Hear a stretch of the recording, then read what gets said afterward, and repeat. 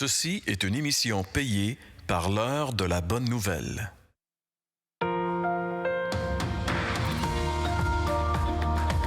Suivant ce que nous ont transmis ceux qui ont été des témoins oculaires dès le commencement et sont devenus des ministres de la parole, il m'a aussi semblé bon de les exposer d'une manière suivie, excellent Théophile, afin que tu reconnaisses la certitude des enseignements que tu as reçus.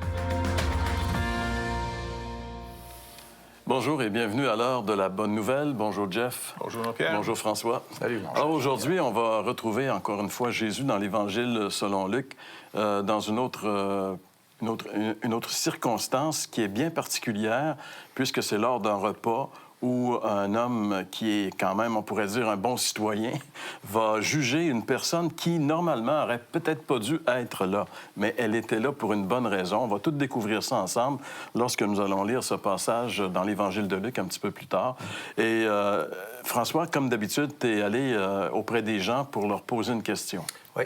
Bien, c'est basé sur l'idée que on entend souvent dire ça, même ceux qui croient en Dieu sont souvent un peu méprisés parce qu'ils disent, bah, tu sais, croire en Dieu, c'est un peu une béquille. C'est comme si tu n'étais pas capable de t'organiser toute seule. Puis là, tu crois en Dieu, tu sais, c'est comme une béquille, ça t'aide dans la vie. Puis si ça te fait du bien, bien, tant mieux. Mais est-ce que Dieu est une béquille? Bien, j'ai posé la question aux gens dans la rue. Alors, on écoute. Est-ce que tu penses que ceux qui croient en Dieu, c'est un peu comme une béquille, là, au fond? Non. Non. Je pense pas que c'est une béquille, mais je pense que c'est une force positive. Oui, je crois que c'est un moyen de se raccrocher à quelque chose de, d'intouchable, qu'on ne peut pas contester et qui permet de supporter les moments difficiles. C'est un placebo. Ça sert à ça, toutes les religions, finalement. Ça sert à bien contrôler le monde puis à les supporter. Quand on est blessé, on est bien content d'avoir une béquille. Alors, même si c'était ça, ce serait pas très grave.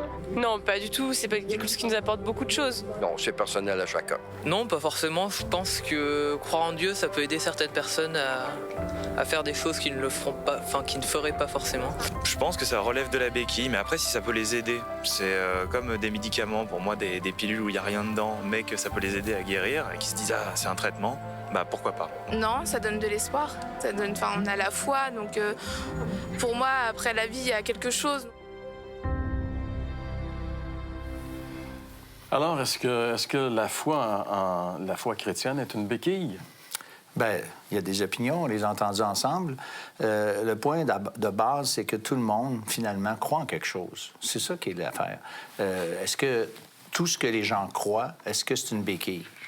Parce que les gens qui parlent que ceux qui sont croyants, bon, c'est une béquille. En réalité, c'est des gens qui parlent un petit peu en regardant pas du tout que leur propre vie est soutenue par des béquilles psychologiques. Parce que tu vis dans un monde, là, honnêtement, je veux pas être méchant, là, mais on vit dans un monde, surtout occidental, nous autres, là, où est-ce qu'on est extrêmement soutenu. Tu comprends? On va travailler dans d'autres pays où est-ce que les gouvernements sont quasiment inexistants. Ou carrément contre. Bien, dans le sens que, carrément, les gens, ils se débrouillent pas eux-mêmes. Le gouvernement, là, il prend de l'argent, mais il redonne rien au peuple, puis le peuple crève. Il y a des gens qui... Écoute, quand on a des enfants dans le village où est-ce qu'on aide, si c'était pas l'intervention de l'hôpital qu'on s'est faite là-bas, tu sais, ils meurent de diarrhée. T'entends plus d'enfants mourir de diarrhée ici. Donc, ici, les gens sont devenus riches et arrogants et stupides. Parce qu'en réalité, on est des assistés sociaux chroniques, puis on s'en rend même plus compte. Ça fait que croire rendu, ils vont dire « Ah, c'est parce qu'ils ont besoin de ça. » Non, c'est parce qu'en réalité, les gens ne réalisent pas qu'on est des soutenus de A à Z. C'est même pas des béquilles que notre société a. On est des gens en chaise roulante. Ouais. À cause que, mettons, le gouvernement, comment on appelle ça, l'État...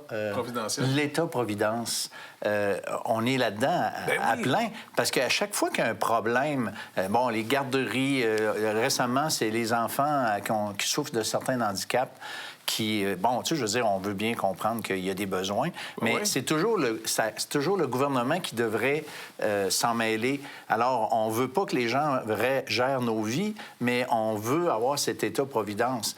C'est une bonne chose, là, je suis bien d'accord, mais tout le monde a des béquilles. À ce point de vue-là, on est soutenu, comme tu dis, j'aime beaucoup l'idée, on est soutenu à mort par différentes choses. La plupart des gens qui disent que ceux qui croient en Jésus, ils s'en servent comme d'une béquille. Là. En réalité, ils disent ça parce que, d'une certaine façon, c'est parce qu'eux, ils croient qu'ils sont capables. J'ai pas besoin de ça, moi. J'ai pas besoin de la religion. Je suis capable de m'en tirer tout seul. Mais c'est absolument faux. Tu sais, je veux dire, on voit le nombre de suicides qu'il y a, puis on voit le nombre de gens qui sont dépendants de ci, dépendants de ça. Je veux dire, c'est toutes des béquilles. J'en ai toutes des béquilles. Les gens sont pris avec toutes sortes de béquilles. Alors, si on peut se l'avouer, ben on a au moins réglé un problème. On a tous des béquilles, point final. Oui, et même Jésus a dit, sans moi, vous pouvez rien faire. Donc, je veux dire, qu'est-ce que tu veux qu'on fasse sans Jésus? Il y a de l'arrogance, au fond, là-dedans. Hein? Quand on pense vraiment que Dieu, c'est une béquille, tant mieux pour eux autres. Là. Moi, je me rappelle quand j'étais jeune, et la religion, et Dieu, et ça, là. Et je rêvais la nuit qu'il n'y en ait pas. J'haïssais ça. J'haïssais même l'odeur quand je rentrais dans l'église. Tu comprends? C'était de A à Z négatif pour moi. Je trouvais ça, excusez-moi, épais de croire ça. Puis, tu sais, misère que j'ai changé. Quand on ne connaît pas Jésus, c'est sûr que la religion, ça nous pue, hein? Ça nous pue au nez. On a tous vécu là-dedans, puis on voit ça comme des gens qui contrôlent d'autres personnes. C'est un peu comme ça que les gens voient ça. Mais Jésus, c'est pas de la religion. C'est ça que j'aimerais que les gens puissent saisir à un moment donné. Jésus, c'est pas une religion, c'est une personne.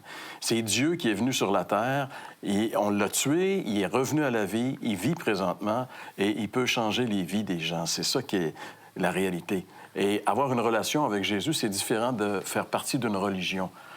C'est une relation véritable avec quelqu'un qui est vivant et qui nous parle. C'est une relation par la foi, bien sûr. Il n'est pas là en personne, mais c'est réel quand même. La foi, ça nous amène dans la réalité. Donc, on va voir justement aujourd'hui, dans quelques instants, on va lire un passage où il y a une personne, justement, qui croyait en Jésus, qui est opposée à une personne qui ne croit pas en Jésus. Alors, on va voir à peu près qu'est-ce que ça peut donner et on va peut-être rejoindre ici l'idée de la béquille. Alors, on revient après la pause avec le texte. Vous avez des questions ou des commentaires sur ce que vous venez d'entendre? Contactez-nous par téléphone ou réagissez sur les médias sociaux.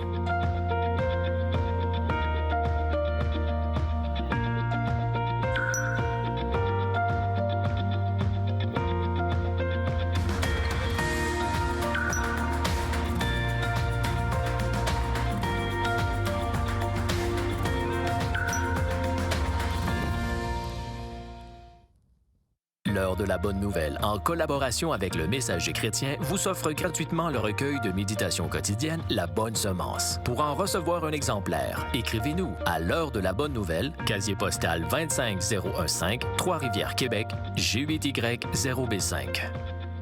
Vous pouvez également nous joindre à info@hbn.ca ou par téléphone 1-866-509-1319. Alors, notre texte d'aujourd'hui, on le retrouve toujours, bien sûr, dans l'Évangile selon Luc. C'est le chapitre 7, à partir du verset 36. Un pharisien pria Jésus de manger avec lui. Jésus entra dans la maison du pharisien et se mit à table.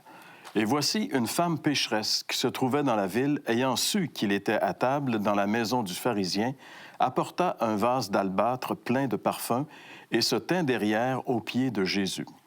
Elle pleurait et bientôt elle lui mouilla les pieds avec ses larmes, puis les essuya avec ses cheveux, les embrassa et les oignit de parfum. Le pharisien qui l'avait invité, voyant cela, dit en lui-même, « Si cet homme était prophète, il saurait qui et de quelle espèce est la femme qui le touche. Il saurait que c'est une pécheresse. » Jésus prit la parole et lui dit, « Simon, j'ai quelque chose à te dire. »« Maître, parle, répondit-il. » Un créancier avait deux débiteurs. L'un devait 500 deniers et l'autre 50. Comme il n'avait pas de quoi payer, il leur remit à tous deux leurs dettes. Lequel l'aimera le plus? Simon répondit, celui, je pense, auquel il a le plus remis. Jésus lui dit, tu as bien jugé. Puis, se tournant vers la femme, il dit à Simon, vois-tu cette femme? Je suis entré dans ta maison et tu ne m'as point donné d'eau pour me laver les pieds. Mais elle les a mouillés de ses larmes et les a essuyés de ses cheveux. Tu ne m'as point donné de baiser, mais elle, depuis que je suis entré, n'a point cessé d'embrasser mes pieds. Tu m'as point versé d'huile sur ma tête, mais elle a versé du parfum sur mes pieds. C'est pourquoi je te dis, ses nombreux péchés ont été pardonnés, car elle a beaucoup aimé. Mais celui à qui l'on pardonne peu, aime peu. Et il dit à la femme, tes péchés sont pardonnés.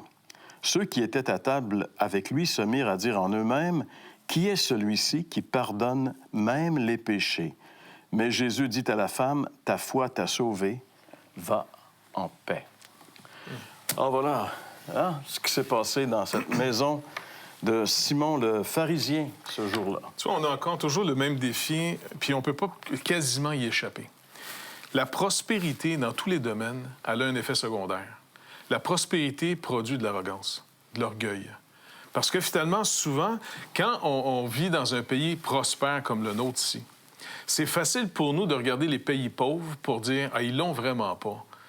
Puis combien de fois, parce qu'on va souvent travailler dans ces pays-là, puis je suis tombé dans le panneau plusieurs fois en passant, là, t'sais.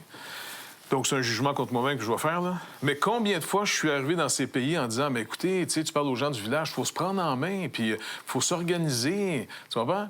Puis là, à un moment donné, je me rappelle, j'avais parlé comme ça à un village, on va essayer de voir, pour aider. Puis j'étais prendre une marche tout seul après, puis je me suis dit « Attends, toi, là, finalement, là, t'es-tu déjà pris en main à partir de rien? Combien de manifestations là, dans les rues pour que le gouvernement paye? Tu sais, les étudiants, l'éducation gratuite. Bien, il y a du monde qui paye pour ça, là. Ou combien de gens vont aller dans la rue, on veut des jobs? Tu sais, même en France, là, l'histoire des Gilets jaunes. Oui, tu sais. Là, on réclame du gouvernement, on demande au fond d'une place riche qui peut donner. Maintenant, quand tu pars de rien, c'est sûr que la foi est beaucoup plus accessible à ceux qui n'ont rien parce que ton espoir en toi-même est tellement bas, tu es tellement désespéré, la vie, elle t'offre tellement rien que tu es obligé de te demander, écoute, la solution, il faut qu'elle vienne d'ailleurs. Mais quand tu es devenu riche et prospère, tu penses que la solution vient de toi parce que tu contemples, encore une fois, l'idole le plus dangereux, soi-même. Et tu dis, on est capable, nous autres, on est merveilleux. Le pharisien ici, là, c'est une personnalité forte. Tu sais, c'est quelqu'un qui a une discipline de vie, il a été capable de se prendre en main. Puis, en contraste, Luc nous dit ici qu'il y a une femme de mauvaise vie qui est arrivée. Qu'est-ce qui a fait que cette femme-là s'est retrouvée dans cette situation-là d'être une prostituée? Sans doute, si c'est comme aujourd'hui, souvent, c'est des histoires pathétiques. Ils n'ont pas décidé à 25 ans de dire « Écoute, moi, je choisis ce métier-là. » Souvent, c'est toute une histoire pathétique, difficile, des vies qui n'ont pas de bon sens, qui eux-mêmes, souvent, sont des victimes d'avoir été élevés dans des familles qui n'ont rien tourné rond. Alors, effectivement, qu'est-ce qu'on fait? Qu'est-ce qu'on fait avec ça? Et puis, c'est de plus comprendre, parce que c'est vrai que souvent, les religions en général, qu'on fait, nous, les humains. On peut pas blâmer les gens, dire que les religions, c'est des inventions humaines. C'est pas totalement faux. Parce que toute religion qui est faite par les hommes, c'est une religion que les plus capables vont s'en sortir puis les plus faibles vont périr. Il n'y a absolument aucune différence avec ce monde athée. Les plus forts vont réussir, les plus faibles vont périr. Donc, tant que c'est humain, que la solution vient de notre bord, c'est nous autres qui l'inventent, la solution, les plus forts vont s'en sortir puis les plus faibles vont périr à tous les fois. Ça me rappelle quand Jésus est rentré une fois pour faire une guérison. Il y avait un homme qui était à côté, tu sais, la piscine? Oui, où est-ce qu'on attendait finalement un mouvement de l'eau, puis le premier malade qui y tombait trouvait une guérison, en tout cas selon la coutume. Ce gars-là, il est là depuis 38 ans. Jésus vient à côté de lui, puis il dit « Veux-tu être guéri? » Drôle de question. Non, je viens passer mes vacances ici, tu sais, sur le bord de la piscine. Et puis il dit « Ben écoute, personne ne veut rester avec moi que quand l'eau va bouger, parce que le gars, c'est un paralysé, il est paralytique. Personne n'est là pour me jeter à l'eau. » Donc, quand tu penses à cette histoire, au fond, c'est le gars le moins malade qui guérit le plus vite.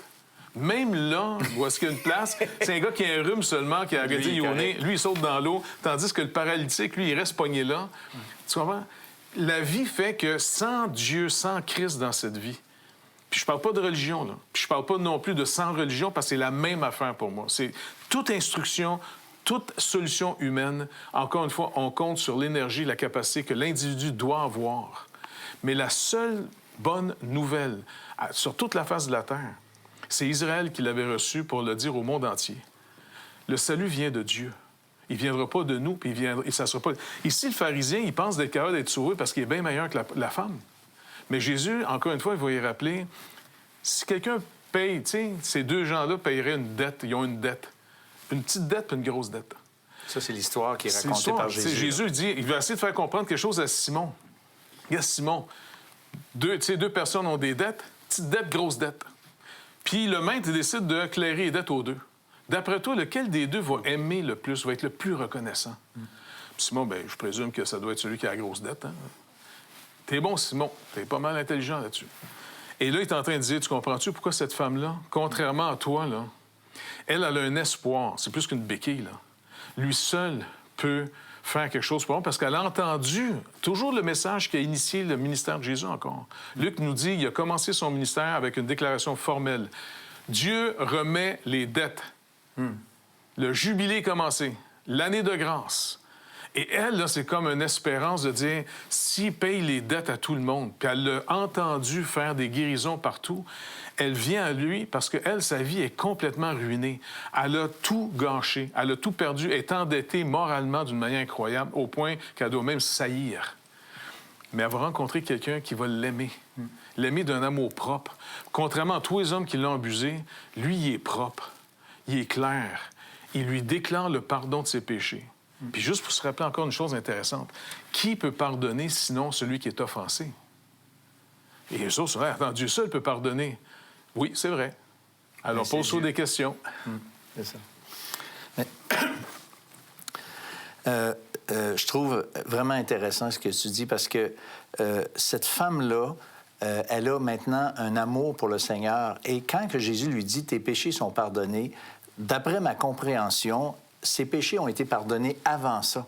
Et quand elle vient à Jésus, elle vient remplie de reconnaissance. Ses gestes d'adoration, d'amour envers le Seigneur, et c'est pas pour être pardonnée, mais parce qu'elle a été pardonnée.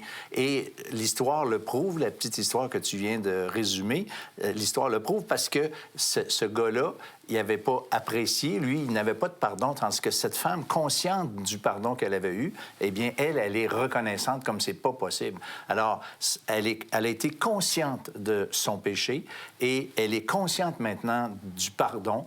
Et le Seigneur, quand il lui dit « Tes nombreux péchés ont été pardonnés », c'est comme s'il faisait juste, au fond, la rassurer, confirmer que effectivement tes péchés sont pardonnés. Et ça, c'est comme quand tu es un grand pécheur, dans le sens, tu sais que tu es coupable puis que tu as ruiné, tu as scrappé tout, bien, quelle assurance de penser que ce Christ peut vraiment pardonner les péchés. Et dans le passage d'Ésaïe, qui est revenu à plusieurs reprises dans nos émissions, que Jésus avait cité dans la synagogue de Nazareth, lorsqu'on lui avait remis le rouleau d'Ésaïe, ce passage où il disait « Le Saint-Esprit m'a oint pour annoncer une bonne nouvelle aux pauvres, premièrement aux pauvres. » Donc, la cible de Jésus, c'est pas les riches, c'est les pauvres. Parce que les pauvres, c'est des gens qui sont dépendants et qui savent qu'ils sont dépendants. Ils crient après quelque chose. À ceux qui ont le cœur brisé. Hein, cette femme-là, je veux dire, elle devait être rejetée, elle devait être pointée du doigt, elle devait être mise ostracisée. Donc, elle avait connu c'est quoi souffrir. Et quand Jésus lui dit qu'il pardonnait ses péchés, alors c'était justement pour ce genre de personnes que Jésus est venu. C'est malheureux parce qu'il est venu, on pourrait dire aussi, pour les gens qui sont riches, les gens qui sont bien portants, mais eux, ils veulent pas, ils n'ont pas besoin, ils sont satisfaits. Tu sais, on parlait de béquille dans l'idée. Bien, quelqu'un qui a une béquille, c'est parce qu'il s'est cassé une jambe. C'est quelqu'un qui avait dit ça, justement. Ouais. Béquille, ça sert à quelqu'un qui s'est blessé. Hein? C'est ça. Si tu n'as pas de blessure, tu n'as pas besoin de béquille. Mais c'est parce que l'idée que la Bible dit, c'est qu'on est tous des blessés. On est plus que blessés, on est mort finalement. On a plus que besoin d'une chaise roulante. Puis, tu sais, on est mort. Et Jésus est venu pour nous donner la vie. Mais pour que ça arrive, il faut qu'on prenne conscience que nous sommes morts. Et c'est ça qui est la difficulté. C'est pour ça que les gens, souvent, lorsqu'on arrive avec l'Évangile, ils nous regardent avec des grands yeux de complaisance, puis de, tu sais, bon, c'est beau, les gars, mais moi, j'ai pas besoin, tu sais. Peut-être pour toi, c'est bien, là, tu sais, parce que c'est sûr.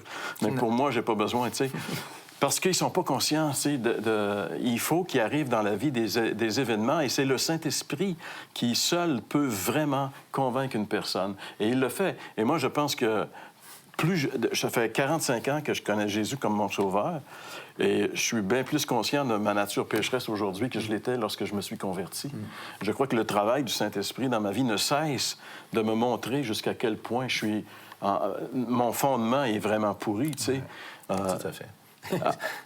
Parce que je c'est pense la même chose pour toi. Oui, c'est ça le problème. C'est ça le problème. Mais quand je me suis converti, il y a un monsieur, le père d'un de mes copains, qui avait dit, ouais, ben il dit, tu sais, ça c'est bien correct, mais il dit, ça va lui faire du bien.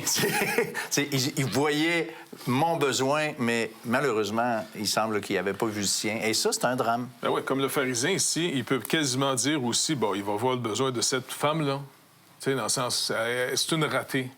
Lui, c'est qu'un succès. Un pharisien, c'est quelqu'un qui réussit dans la société de son époque, religieusement, socialement. C'est des gens aussi qui prospéraient, qui étaient riches. Très riches. Donc, c'est des gens qui étaient une minorité dans la population de l'époque, mais c'était des gens qui avaient beaucoup de pouvoir, d'influence. C'était les modèles de la société. Et pourtant, ces gens-là sont disqualifiés par Jésus. Ils sont disqualifiés en disant, parce que vous êtes déjà rassasiés. Je suis le pain du ciel. T'as pas faim. Parce que les Juifs savaient l'histoire de la manne. Tu sais, quand Jésus multipliait du pain et les poissons, entre autres, puis il dit, vous venez manger du pain encore, je vous donne ma chair à manger, puis mon sang à boire. Là, ils sont là, attends, du cannibalisme, c'est quoi cette affaire-là? Tu sais? Il voulait leur dire, non, vos pères n'ont pas mangé dans le désert le pain du ciel. C'est comme ça qu'il l'appelait, la manne. Il dit, au fond, c'est aujourd'hui que mon Père, Dieu, vous donne le vrai pain. Et donc, dans le sens, il dit, si vous avez déjà mangé une nourriture qui ne nourrit pas, mais que ça vous donne l'impression de ne pas avoir faim, quand je vais venir avec la bonne nouvelle, quand je viens avec le vrai pain, vous n'en voudrez pas. Mais heureux les pauvres en esprit. Eux, ils ont faim. Eux, ceux qui ont faim, vont être rassasiés. Et c'est pour ça que, finalement, bénis soient nos problèmes qui nous ont emmenés à Jésus-Christ. On n'en veut pas parce que ça nous fait mal, mais d'un côté, ça a été nos meilleurs amis, parce que sans ça, on serait dans l'arrogance. Je suis au-dessus de mes affaires, pas besoin de béquille, moi, là. Moi, je bénis Dieu que ma vie a été un cauchemar pour qu'à un moment donné, je sois obligé de chercher ailleurs que ce que la société propose. Et puis le Seigneur, bien, il m'a sauvé, puis c'est trop beau. Et c'est justement les dernières paroles de ce passage où Jésus dit à cette femme, « Ta foi t'a sauvé, va en paix.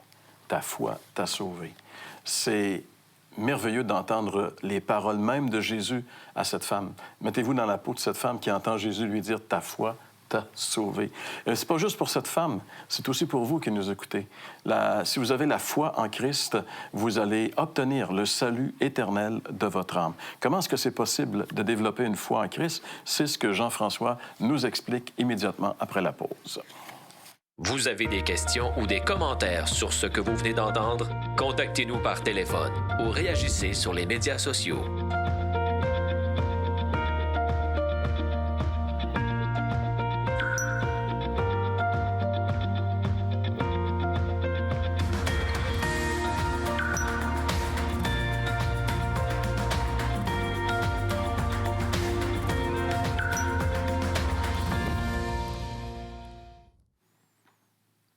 C'est une histoire qui est quand même touchante par rapport à cette femme-là qui s'en va voir Jésus.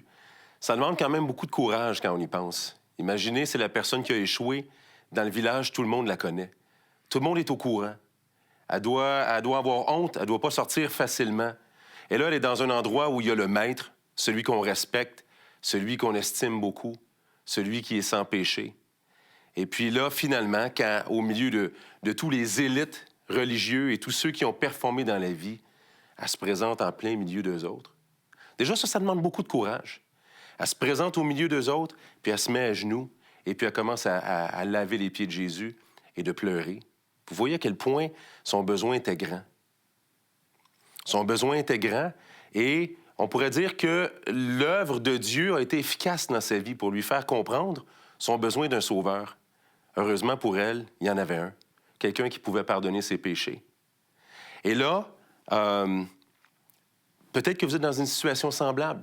Je ne connais pas votre situation. Est-ce que vous avez des problèmes depuis longtemps? Vous essayez de vous en sortir vous-même, vous n'êtes pas capable? Est-ce que vous avez des problèmes avec l'alcool? Peut-être que vous avez des problèmes avec la cocaïne. Peut-être que vous avez un problème de violence que vous n'arrivez pas à le contrôler. Vous avez essayé de l'arranger, vous avez travaillé là-dessus, vous n'en venez pas à bout. Venez à Jésus. Exactement de la même manière. Il va vous recevoir de la même manière. Celui qui est en contrôle de sa vie pourra malheureusement, s'il rencontre Jésus, peut-être pas aimer autant. Étrangement, il y a peut-être un avantage si votre vie va mal. Il y a peut-être un avantage, comme Jésus est en train d'expliquer à Simon. Et il n'a pas dit à Simon ici, « Simon, tu n'as rien compris. » Il est en train d'expliquer à Simon, celui qui rencontre Jésus et à qui on a remis beaucoup, aime beaucoup. C'est un grand avantage. Les gens qui vous parlent ici, à cette émission-là, sont des gens qui aiment beaucoup parce qu'on réalise qu'on s'est fait remettre beaucoup à propos de nos péchés. Donc, je vous encourage encore à faire ça aujourd'hui. C'est ce que je vous encourage à faire à toutes les semaines. Prenez la décision aujourd'hui de prendre une décision. Peut-être que souvent, vous l'avez entendu, vous avez dit « Ah, on va remettre ça à demain. On va remettre ça à demain. » Demain, demain peut ne jamais arriver. Il y a une bonne vieille énigme qui dit « Qu'est-ce qui arrive à tous les jours, qui est dans 24 heures, mais qu'on n'a jamais vu? » La réponse, c'est demain. Remettez pas à demain ce que vous pouvez faire aujourd'hui. Si vous êtes comme la femme de mauvaise vie, venez à lui. Si vous êtes comme Simon, venez à lui. Le même Sauveur vous attend, le même Sauveur veut vous pardonner, le même Sauveur veut vous aimer. Pour le faire, c'est aussi simple que ça.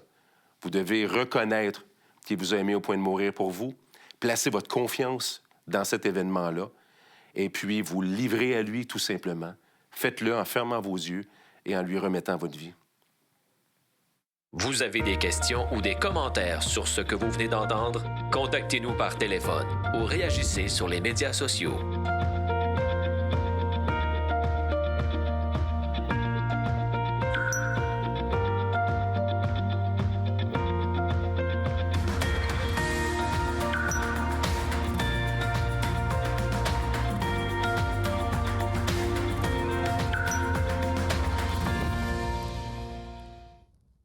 L'heure de la bonne nouvelle, en collaboration avec le Messager chrétien, vous offre gratuitement le recueil de méditation quotidienne La Bonne Semence. Pour en recevoir un exemplaire, écrivez-nous à l'heure de la bonne nouvelle, casier postal 25015, Trois-Rivières, Québec, G8Y0B5. Vous pouvez également nous joindre à info@hbn.ca ou par téléphone 1-866-509-1319. Encore une fois, merci beaucoup, Jean-François, de nous avoir montré qu'il est possible encore aujourd'hui, en 2019-2020, il est possible de créer une relation avec le Seigneur Jésus-Christ, comme cette femme dans l'histoire que nous avons lue avait. Et ça a changé toute sa vie, toute sa perspective de vie. Elle a entendu de Jésus ces paroles, « Ta foi t'a sauvé, va en paix. » Ouais. Tes péchés sont pardonnés. Écoute, Jean-Pierre, chaque émission, je pense qu'il n'y a pas une émission qu'on n'a pas parlé de péché. Et c'est quoi le péché? En quelques secondes, définir le péché, je pense que c'est important. Péché, littéralement, c'est manquer le but, manquer l'objectif. Dieu nous avait créés pour être avec lui en relation. Et puis, ça a été brisé. L'objectif de Dieu de se glorifier dans nos vies, d'être en communion avec nous, a été brisé à cause du péché. Donc, c'est ça le péché. C'est pas juste des gestes, mais c'est surtout le fait qu'on a brisé cette dépendance avec celui qui nous a créés, celui qui veut nous faire du bien, mais on pense que c'est pas ça qu'il veut. On est convaincu même que ça, Dieu... c'est le péché. Les péchés, c'est le résultat de ça. Ouais. Et privés de Dieu, on fait des niaiseries et c'est le péché. On aurait quand même, on aurait beaucoup de choses à vous dire et c'est pour ça qu'on revient la semaine prochaine à l'heure de la bonne nouvelle.